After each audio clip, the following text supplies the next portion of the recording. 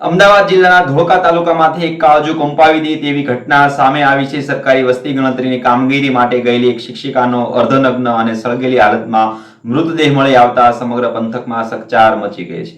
પ્રાથમિક દ્રષ્ટિએ આ ઘટના ઘાતકી હત્યા હોવાનું જણાઈ રહ્યું છે, જેને કારણે સ્થાનિક લોકોમાં ભારે રોષ અને ભયનો માહોલ જોવા મળી રહ્યો છે। ત્યારે શું છે સમગ્ર ઘટના, તેની વિગતે વાત કરીએ આ વિડીયોમાં। નમસ્કાર, હું છું ભરત સરવૈયા, એસપી ન્યૂઝમાં આપનું સ્વાગત છે। અમદાવાદ જિલ્લાના ધોળકા તાલુકામાંથી સરકારી વસ્તી ગણતરીની કામગીરી માટે ગયેલી રીનાબેન ચલોડા પ્રાથમિક શાળામાં શિક્ષિકા તરીકે ફરજ બજાવતા હતા। ગત રોજ તેઓ કેલિયા વાસણા ગામમાં સરકારી વસ્તી ગણતરીની કામગીરી માટે આવ્યા હતા। ત્યારે વસ્તીની ગણતરીની ફરજ પર ગયેલા શિક્ષિકા મોડી સાંજ સુધી ઘરે પરત ન ફરતા ચિંતિત બનેલા પરિવારે ધોળકા રૂરલ પોલીસ સ્ટેશનમાં તેમની ગુમ અંગેની ફરિયાદ નોંધાવી હતી।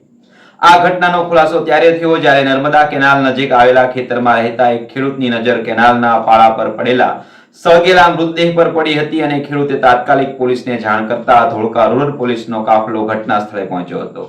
તપાસ હાથ ધરી હતી। પોલીસની પ્રાથમિક તપાસ મુજબ અજાણ્યા શખ્સે મહિલાની હત્યા કર્યા બાદ પુરાવા નષ્ટ કરવા માટે મૃતદેહને સળગાવવાનો પ્રયાસ કર્યો હોવાની આશંકા વ્યક્ત કરવામાં આવી છે। ત્યારે આ ઘટનાની ગંભીરતાને ધ્યાનમાં રાખીને ડોગ સ્ક્વોડ અને એફએસએલની ટીમોને પણ તપાસમાં જોડવામાં આવી છે।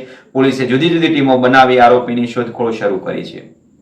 એક શિક્ષિકા અને બે બાળકોની માતાની આ રીતે હત્યા થતા સમગ્ર વિસ્તારમાં શોકની લાગણી ફેલાઈ ગઈ છે। હાલ મૃતદેહને પોસ્ટમોર્ટમ માટે અમદાવાદની સિવિલ હોસ્પિટલ ખાતે ખસેડવામાં આવ્યો છે અને પોલીસની સમગ્ર મામલે વધુ તપાસ કરી રહી છે। નમસ્કાર, આવી સ્ટોરી જોવા માટે અમારી ચેનલને લાઈક કરો, શેર કરો અને સબસ્ક્રાઇબ કરો અને જો પ્રથમ વિડીયો જોતા હોય અમારી ચેનલ પર તો લાઈક કરવાનું અને શેર કરવાનું અને સબસ્ક્રાઇબ કરવાનું ભૂલતા નહીં। નમસ્કાર।